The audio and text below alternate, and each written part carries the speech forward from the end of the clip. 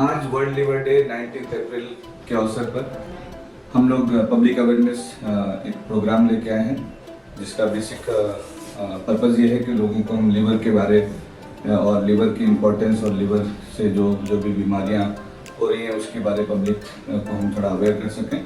तो उससे रिलेटेड कुछ हम बातें करेंगे। जो लिवर है ये बहुत इंपॉर्टेंट मेटाबॉलिक ऑर्गन है हमारे बॉडी का। जो हमारे बॉडी में जो भी हम खाते हैं उसको जो सही तौर पर डाइजेशन होना और उसकी जो मेटाबॉलिज्म है वो लिवर के थ्रू ही है। इसका इंपॉर्टेंट फंक्शन है, जैसे प्रोटीन को सिंथेसिस करता है। जो इंपॉर्टेंट प्रोटीन से स्पेशली एल्बुमिन जो है वो लिवर से ही बनता है। क्लॉटिंग फैक्टर्स हैं जो लिवर से बनता है। इनफैक्ट आपको ये बात पता होनी चाहिए कि जब बच्चा माँ के पेट में होता है तो उस टाइम में इनफैक्ट ब्लड जो है वो भी लिवर से तैयार होता है। तो इतना वाइटल ऑर्गन है ये लिवर। आज हमारे सोसाइटी में लिवर को जो बड़ी बीमारी के तौर पर आ रही है सामने, वो है fatty liver disease. Fatty liver in fact हमारे इंडिया में काफ़ी कॉमन है। इनफैक्ट समझिए कि 10 में 3 लोगों को करीब अगर हम टेस्ट करेंगे तो फैटी लिवर आएगा। तो फैटी लिवर है तो वो आगे प्रोग्रेस कर सकता है, इसलिए फैटी लिवर को प्रोग्रेशन से बचाना चाहिए। तो कैसे बचा सकते हैं कि उनके लिए जो जितना आप खा रहे हैं उतना आप उसको डाइजेस्ट कर सकें, उनको पचा सकें और उतना एक्सपेंड करना, मतलब जितना आप खा रहे हैं उससे ज़्यादा आपको एक्सरसाइज करना चाहिए। हेल्दी लाइफ स्टाइल पे जाएंगे तब उससे आप फैटी लिवर को बचा सकते हैं कि डेली एक्सरसाइज करें। खाली सीडेंटरी लाइफ स्टाइल पे बैठे हुए हैं और कुछ एक्सरसाइज नहीं कर रहे हैं और खाना भी आप ज़्यादा खा रहे हैं तो वो अल्टीमेटली वो फैट एक्यूमुलेट होगा लिवर में और वो लिवर को फिर इन्फ्लेमेशन होगी, उसमें धीरे धीरे क्रोनिक हेपेटाइटिस होगा, अंदर सूजन चलती रहेगी, बाद में सिरोसिस में चेंज होगा और वो लिवर कैंसर होगा। बट ये नहीं कि सबको होगा, आपको प्रिवेंशन जरूरी है और उसको प्रोग्रेशन को बचाना जरूरी है।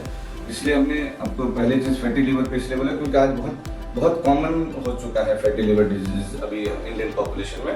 बिकॉज हमारी पॉपुलेशन में डायबिटीज़ भी काफ़ी कॉमन हो रही है, ओबेसिटी जो मोटापा है वो भी काफ़ी कॉमन हो रही है और लाइफ स्टाइल जो चेंज हो रही है कि हम एक्सरसाइज नहीं कर रहे हैं, सीडेंटरी लाइफ स्टाइल हो रही है, फूड पैटर्न चेंज हो रहा है। तो इसकी बहुत इंपॉर्टेंस है कि हम उस लाइफ स्टाइल चेंज और लाइफ स्टाइल मॉडिफिकेशन पे ध्यान रखें। और जो बीमारियां जो लिवर को जो चीज़ें अफेक्ट करती है वो है शराब का ज़्यादा सेवन करना जो लिवर को डैमेज करती है, लिवर सिरोसिस होता है, लिवर कैंसर हो जाता है। तो और चीज़ें हैं जैसे हेपेटाइटिस वायरसेस।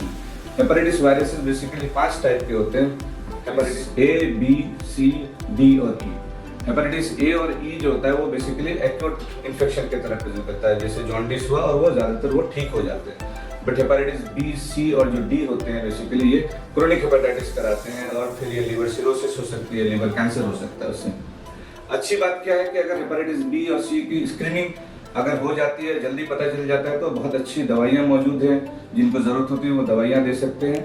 और इनफैक्ट जिनको नहीं भी है उनको हेपेटाइटिस B का वैक्सीन दे सकते हैं। आज बहुत अच्छा वैक्सीन मौजूद है जो सबको लेना चाहिए, इनफैक्ट एडल्ट हो या बच्चे हो, सबको हेपेटाइटिस B के वैक्सीन के लिए इंकरेज करनी चाहिए। इनफैक्ट अभी जो सोसाइटी गाइडलाइंस आती हैं, जो गवर्नमेंट ऑफ इंडिया की तरफ से भी जो प्रोग्राम्स आते हैं, वैक्सीनेशन प्रोग्राम्स, इम्यूनाइजेशन प्रोग्राम्स, उसमें भी at birth he hepatitis B का वैक्सीन शुरू हो जाता है। तो ये हमें ट्रांसमिशन बचाना है और कैसे फैलते हैं ये उसके मोड्स को जानना है। सेफ प्रैक्टिस इंपॉर्टेंट है, तो हेपेटाइटिस वायरल हेपेटाइटिस को हम प्रिवेंट कर सकते हैं। दूसरी चीज़ है कि लिवर कैंसर आज एक मेजर कंसर्न है, क्योंकि जो लिवर कैंसर है वो भी एक डोमिनेंट कॉज है। इनफैक्ट लिवर ट्रांसप्लांट आज मौजूद है और अच्छे सक्सेस रेट पे इंडिया में और काफ़ी अच्छे सेंटर्स में लिवर ट्रांसप्लांट होते हैं और पेशेंट बचते हैं। तो दोनों चीज़ें, ट्रीटमेंट भी करना है और प्रिवेंशन के मोड पे भी जाना है।